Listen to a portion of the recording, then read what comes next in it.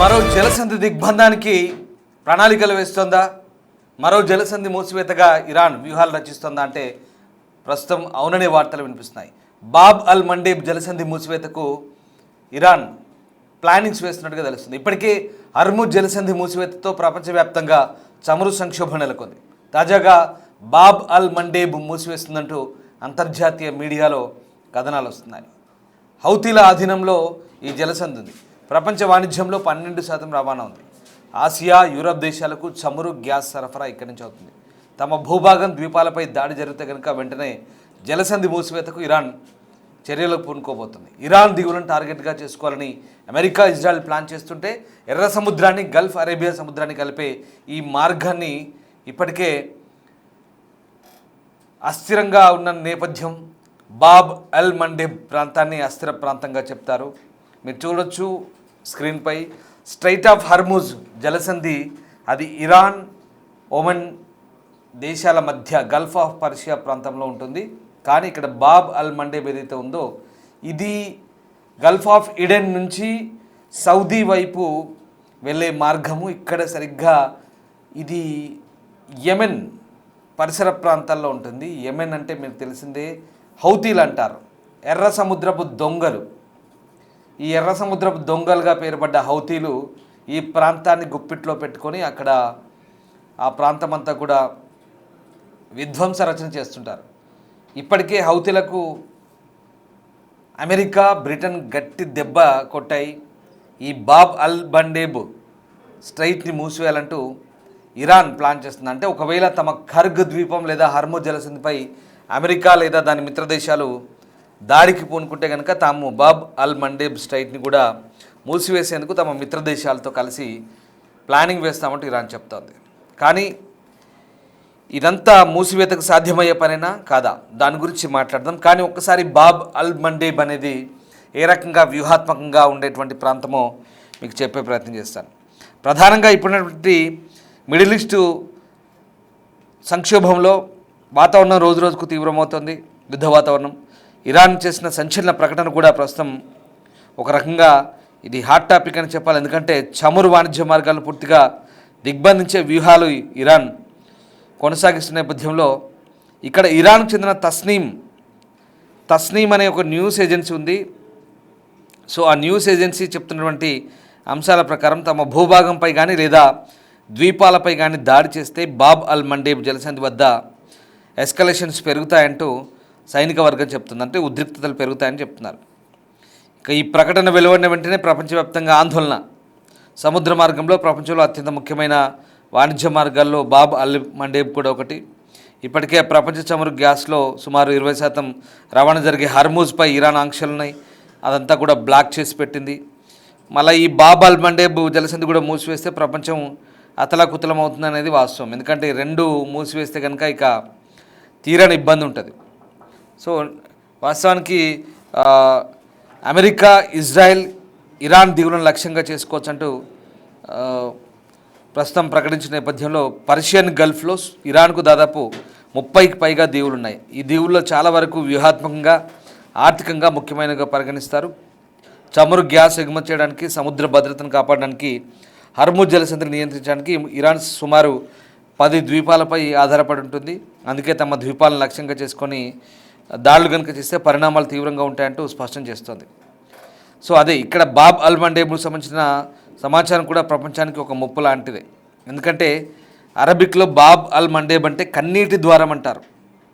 ఇది ఒక ఇరుకైన సముద్ర మార్గం. ఎర్ర సముద్రాన్ని, ఎడెన్ గల్ఫ్ను అరేబియా సముద్రాన్ని కలుపుతుంది. అంటే గల్ఫ్ ఆఫ్ ఎడెన్ను అరేబియా సముద్రాన్ని కలుపుతుంది. ఇది యెమెన్ అంటే ఇరాన్ పెంచి పోషిస్తున్న హౌతీ తీవ్రవాదులు మూకలు ఉన్నారు కదా, సో వాళ్ళ నియంత్రణలో ఉంది. అలాగే హార్న్ ఆఫ్ ఆఫ్రికా అంటారు. అంటే జిబూటి, ఎరిత్రియా లాంటి ఆఫ్రికన్ దేశాలు ఉంటాయి. చాలా పేద దేశాలు, చిన్న చిన్న దేశాలు, చిన్న చిన్న ద్వీపాలు. జిబూటి, ఎరిత్రియా వీటి మధ్యలో ఉంటుంది. ఇది అత్యంత ఇరుకైన ప్రదేశం. మనకు హర్ముజ్ అన్న కనీసం 33 కిలోమీటర్లు ఉంటుంది, కానీ ఇది అంతకంటే ఇరుకైన ప్రదేశం. అందులో సగం ఉంటుంది. ఇక ఇది కేవలం 29 దిగువ వెడల్పు మాత్రమే ఉంటుంది. అలాగే ఈ జలమార్గం ప్రపంచ వాణిజ్యానికి ఒక ప్రధాన కేంద్రంగా కూడా చెప్పొచ్చు. ఎందుకంటే ఇక్కడ నుంచి యూరప్, ఆసియా, మిడిల్ ఈస్ట్ నుంచి యూరప్, ఆసియాకు, మిడిల్ ఈస్ట్కు మధ్య చమురు, గ్యాస్ రవాణా మార్గం ఇక్కడి నుంచి కూడా జరుగుతుంది. ప్రధానంగా ఐరోపా, ఆసియా మధ్య సూయజ్ కాలువ గుండా వెళ్ళేటువంటి ఈ ఏ ఓడైనా కూడా బాబ్ అల్ మండేబ్ నుంచే వెళ్ళాల్సి ఉంటుంది. అదిగో మీరు చూడొచ్చు ఒకసారి మ్యాప్ వేయండి. దాడి దృశ్యాలు ప్రస్తుతం పక్కన పెడితే ఇగో ఈ మ్యాప్ ఉంది కదా, సూయజ్ కాల్వ అంటారు. అది అటువైపు ఏమో స్ట్రైట్ ఆఫ్ హర్ముజ్, ఇదేమో సూయజ్ కాల్వ. ఇక్కడ గల్ఫ్ ఆఫ్ ఈడెన్, అది గల్ఫ్ ఆఫ్ పర్షియన్ హర్ముజ్ ఉంది, ఇదేమో గల్ఫ్ ఆఫ్ ఈడెన్. ఇక్కడ మనకు చూడండి, ఇటువైపు జిబుటి, ఎరిత్రియా అని ఉంటుంది ఎడమవైపు, మనం మీరు స్క్రీన్ పైన చూస్తున్న దాని ప్రకారం. అటువైపు వచ్చేసి యెమెన్ ఉంటుంది. సో ఇక్కడ ఈ ఇరుకైన ప్రాంతం ఏదైతే ఉందో ఇది హర్ముజ్ కంటే ఇంకా ఇరుకైంది. బాబ్ అల్ మండేబ్ అంటారు ఈ సంధి ఏదైతే ఉందో. ఇక్కడ నుంచి అదిగో అక్కడ అటు సౌదీ రియాద్ ఉంటుంది, పైకి సౌదీ రియాద్ వరకు కలుస్తుంది. రియాద్ తర్వాత ఎమిరేట్స్ దేశాలు ఇవన్నీ కూడా అటువైపు కలుస్తాయి. సో ఆ రకంగా అక్కడి నుంచి ఇప్పుడు మనం హర్ముజ్ ఒకవైపు అయితే తూర్పు అనుకోండి, సపోజ్ ఇది వెనకాల పశ్చిమ వైపు అనుకుందాం ఉదాహరణకి, అంటే తూర్పు పడమరలాగా ఉంటాయి. ఇది వెనకాలకు ఉంటుంది, అది ముందుకుంటుంది హర్ముజ్. సో ఇక్కడ నుంచి సౌదీ నుంచి ఇక్కడ నుంచి కూడా కొన్ని వస్తాయి మనకు, సౌదీ లేదా ఇతర గల్ఫ్ దేశాలు, ఎమిరేట్స్ కావచ్చు, ఇంకా మిగతా దేశాలు ఇక్కడ నుంచి కూడా హార్బర్స్ ఉంటాయి, షిప్ ఓడరేవులు ఇక్కడ నుంచి వస్తుంటాయి. సో ఇక్కడ ఇది బాబ్ అల్ మండేబ్ అనేది చాలా కీలకం. ఇక్కడ మరి ఇరాన్ అక్కడ ఉంది కదా, ఇక్కడికి ఇరాన్కి ఎట్లా పట్టుంది అనుకోవచ్చు మీరు. అసలు విషయం ఇదే, ఇక్కడ ఇరాన్ భూభాగం కాదు, ఇరాన్కి సంబంధం లేదు. కానీ ఇక్కడ ఇరాన్ పెంచి పోషిస్తున్న తీవ్రవాద మూకలు, ఇందాక చెప్పాను కదా, మళ్ళీ చెప్తున్నాను, హౌతీలనే ఎర్ర సముద్రపు దొంగలు. ఇదిగో వీళ్ళే ఈ ఎర్ర సముద్రపు దొంగలు ఇక్కడ కాపలా కాస్తూ వీళ్ళు ఏమైనా వచ్చే వాటిని, వచ్చిపోయే నౌకల్ని, వాణిజ్య నౌకలపై దాడి చేస్తూ దోచుకుంటారు. సో ఇది వీళ్ళ పరిస్థితి. సో ఇక్కడ వీళ్ళ మీద ఇప్పటికే చాలాసార్లు వీళ్ళపై దాడులు చేశాయి. ఇప్పుడున్న పరిస్థితిలో ఇప్పటికే ఈ ప్రాంతాన్నంతా కూడా విడిపించేందుకు దాదాపు అక్కడ బ్రిటన్, అమెరికా సేనలు కలిసి జాయింట్గా అటాక్స్ చేశాయి చాలాసార్లు.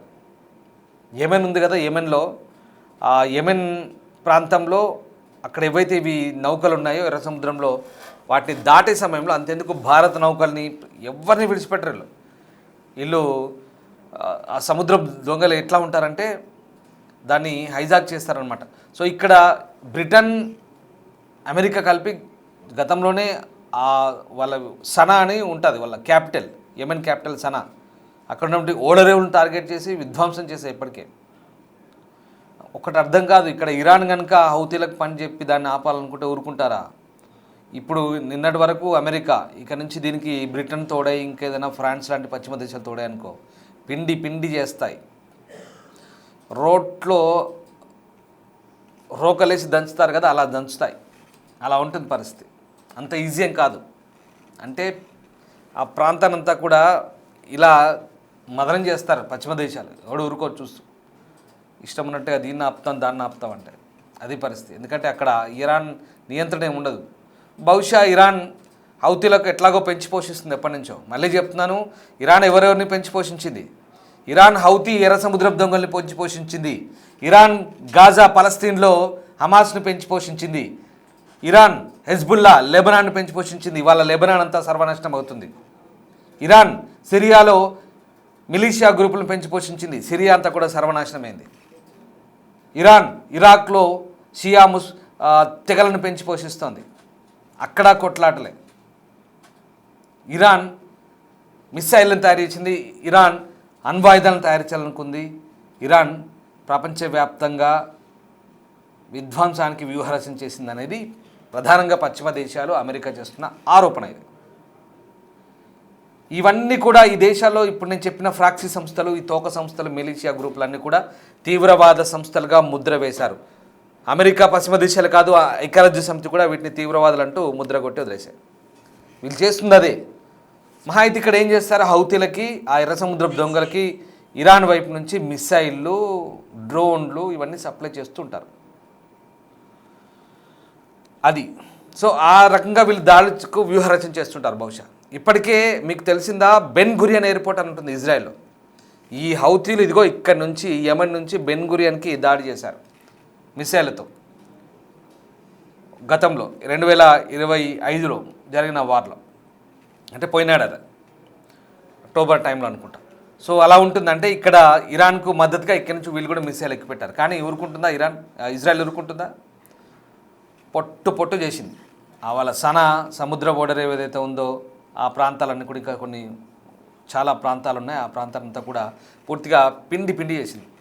మరి ఇప్పుడు ఇరాన్ ఈ బాబ్ మండేబ్ని ఇంకా దేన్నో మొత్తం మూసేస్తానంటే ఎవరు చేతులు ముడుచుకొని కొట్టుకోరు. ఇప్పటికే చమురు సంక్షోభంతో ప్రపంచ దేశాలను కూడా విలువెల్లాడుతున్నాయి.